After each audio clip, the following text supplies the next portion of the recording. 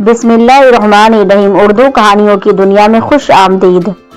پیارے دوستوں، خوبصورت پہاڑوں کے بیچ سرسبز و شاداب درختوں میں گھرا ایک چھوٹا سا قصبہ تھا۔ وہاں کے رہنے والے اس قدر مہربان اور نیک تھے کہ وہ مسافروں کو خدا کی نعمت سمجھتے تھے اور ہر ممکن ان کی خاطرداری کیا کرتے تھے۔ بستی کا پہلا گھر خادم بابا کا تھا۔ ہر مسافر ان کے گھر سے ہو کر بستی میں داخل ہوتا تھا، اس لیے سب سے زیادہ خادم بابا کو ہی لوگوں کی خدمت کا موقع ملتا تھا، اور اسی خدمت گزاری کے باعث وہ سب لوگوں میں محترم اور نیک نام مشہور تھے۔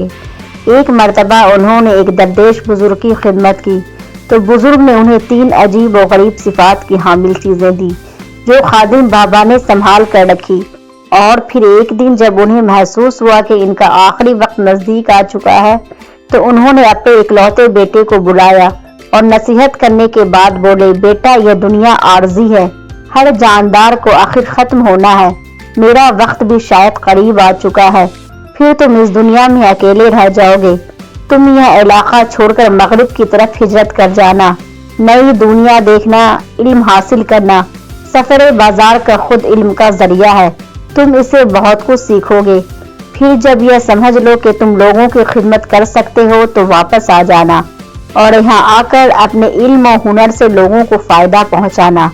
اتنا کہہ کر بوڑھے خادم بابا نے صندوق کھولا اور اس سے ایک ٹوپی، تسبیح اور انگوٹھی نکالی اور اپنے بیٹے محمود کو دیتے ہوئے بولے، یہ چیزیں مجھے ایک نیک بزرگ نے دی تھی، ان میں بڑی خصوصیات ہے، ٹوپی پہن کر اگر کسی کی بات سنو گے تو سچ جھوٹ کا پتہ چل جائے گا، تسبیح پڑھتے ہوئے اگر کسی بیمار کو کوئی دوا دو گے تو وہ ٹھیک ہو جائے گا، اور یہ انگوٹھی پہن کر جنگ کرو گے تو دشمن پر فتح حاصل ہوگی۔ بڑے خادم بابا نے ان چیزوں کے متعلق اپنے بیٹے کو خاص ہدایتیں بھی دی۔ چند روز بعد خادم بابا چل بسے۔ محمود نے باپ کے آخری رسومات ادا کی اور باپ کے نصیحت کے مطابق نئی دنیا کی سیر کو نکل پڑا۔ کئی دن کی مسافت کے بعد وہ ایک شہر میں پہنچا جہاں کی رونق اور چہل پہل دیکھ کر اس کی آنکھیں کھلی کی کھلی رہ گئی۔ اس نے سوچا کہ یہی رہ کر علم حاصل کرنا چاہیے۔ اس کے پاس معقول رقم موجود تھی۔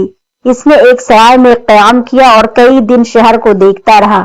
ایک دن منادی ہوئی کہ سب لوگ جمع ہو جائے، بادشاہ سلامت غداری کے ایک مقدمے کا فیصلہ سنائیں گے۔ محمود مقدمے کی کارروائی دیکھنے پہنچ گیا۔ وزیر اعظم پر الزام تھا کہ اس نے بادشاہ کے خلاف سازشیں تیار کی ہے کہ اسے تخت سے اتار کر خود حکومت سنبھال لے۔ تمام گواہ موجود تھے مگر مجرم جرم قبول کرنے سے انکاری تھا۔ قاضی نے مقدمے کی تفصیل سے بادشاہ کو آگاہ کیا۔ بادشاہ نے وزیر سے آخری مرتبہ پوچھے کہ اگر وہ اپنے گناہ تسلیم کر لے تو اس کی معافی پر غور کیا جا سکتا ہے، مگر وزیر اعظم نے جرم ماننے سے انکار کر دیا اور کہا، میں بے گناہ ہوں، مجھے پھنسایا گیا ہے۔ بادشاہ غصے میں فیصلہ سنانے ہی والا تھا کہ محمود اٹھ کھڑا ہوا اور شاہی آداب بجا لایا اور اجازت لے کر بادشاہ کو تجویز دی کہ وہ اس مقدمے کا فیصلہ سنانے سے پہلے اس کی دی ہوئی ٹوپی پہن لے اور دوبارہ مقدمے کو دیکھ لے۔ بادشاہ نے محمود کو پردیسی جان کر اس کی بات مان لی، اور جیسے ہی ٹوپی پہنی غیبی آواز سے اسے پتا چل گیا کہ تمام گواہ جھوٹے ہیں اور وزیر اعظم اس کا وفادار ہے۔ بادشاہ نے سختی دکھائی تو جھوٹے گواہوں نے اقرار کر لیا کہ سپہ سالار کے اشارے پہ وہ یہ کام کر رہے تھے۔ دوسرے ہی لمحے سب کچھ بدل گیا۔ بادشاہ نے وزیر اعظم کو فوری طور پر باعزت رہا کرنے کا حکم دیا اور سپہ سالار سمیت تمام مجرموں کو گرفتار کر لیا گیا۔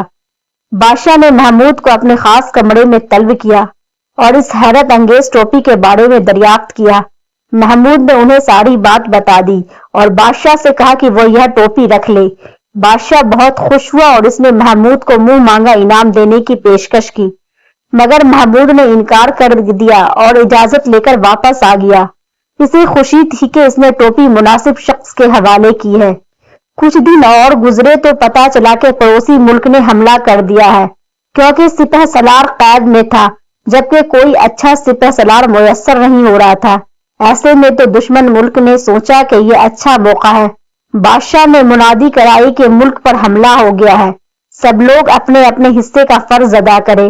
محمود کو یہ جان کر خوشی ہوئی کہ بادشاہ خود فوج کی قیادت کریں گے۔ محمود بادشاہ سلامت سے ملا और इसे वो अंगूठी देकर इसकी खसूसियात से आगाह किया। वो बादशाह बहुत खुश हुआ। मैदान जंग में अंगूठी से ना नजर आने वाली ऐसी रोशनी निकलती थी जिनसे दुश्मन के सिपाही वक्ती तौर पर अंधे हो जाते थे। बादशाह ने डटकर उनका मुकाबला किया। बादशाह की फौज ने भी दिलेरी से लड़कर दुश्मन मुल्क को शिकस्त दे दी। अब बादशाह महमूद का घर विदा हो चुका था। इसने महमूद को तलब किया मगर पता चला कि वो किसी को बताए बगैर कहीं चला गया है। बादशाह ने इसकी तलाशी का हुक्म दिया मगर वो कहीं ना मिला। महमूद ये सोचकर वहां से रवाना हो गया कि अब बादशाह इस पर खुसूसी इनायत करेगा और वो यह नहीं चाहता था। कई दिन की मुसाफत के बाद वो पड़ोसी मुल्क में पहुंच गया और इसे पता चला कि इस मुल्क का बादशाह जंग में जख्मी हो गया है और हकीमों ने इसे लाइलाज करार दिया था। महमूद दरबार में पहुंचा और बड़े हकीम से मिला। इसे अपनी तस्बीह देकर बोला कि तस्बीह पर अल्लाह का नाम पढ़कर वो बादशाह का इलाज करे। फिर महमूद की तौकीक के मुताबिक बादशाह तंदुरुस्त होना शुरू हो गया। हकीम नेक इंसान था। इसने बादशाह को सारी बात सच्चाई के साथ बता दी। बादशाह ने महमूद को बुलाया और कहा कि तुम जो चाहते हो तलब करो, तुम्हें हर चीज दी जाएगी। महमूद ने हाथ बांधकर अदब और एहतराम से कहा, ऐ बादशाह, खुदा आपका मर्तबा बुलंद करे। जंग किसी मसले का हल नहीं होते। आपने जिस मुल्क के खिलाफ जंग लड़ी, मेरा ताल्लुक इसी मुल्क से है, मगर मेरी हमदर्दी दोनों मुल्कों के तमाम फौजियों से है जो जंग में मारे जाते हैं और इनकी बीवी बच्चे सारी जिंदगी इनका गम मनाते हैं। इनकी जिंदगियां तबाह हो जाती है। मेरी ख्वाहिश है कि आप जंग ना करें। बादशाह की समझ में महमूद की बात आ चुकी थी। उसने इसरार करके महमूद को चंद कीमती तवाइफ लेने पर मजबूर किया और अपने दुश्मन मुल्क के बादशाह के नाम खत भेजा और अपने बेटे के लिए शहजादी का रिश्ता तलब किया। दूसरे बादशाह तक इसका खत पहुंचा तो वो बहुत खुश हुआ, मगर इसके जहन में यह बात थी कि वो अपनी बेटी की शादी महमूद से करेगा। इसी दौरान महमूद भी पहले वाले बादशाह के दरबार में पहुंच गया। उसने बादशाह को समझाया कि वो शहजादी की शादी शहजादे से कर दे ताकि हम पल्ला रिश्ता भी तय हो जाए और बरसों की नाराजगी रिश्तेदारी में बदल जाए। महमूद के मशवरे पे दोनों तरफ के लोगों ने खुशी से उसकी बात मानी। इस शादियाने बजने लगे। महमूद अपने गांव लौट आया जहां इसकी शोहरत इससे पहले ही पहुंच चुकी थी।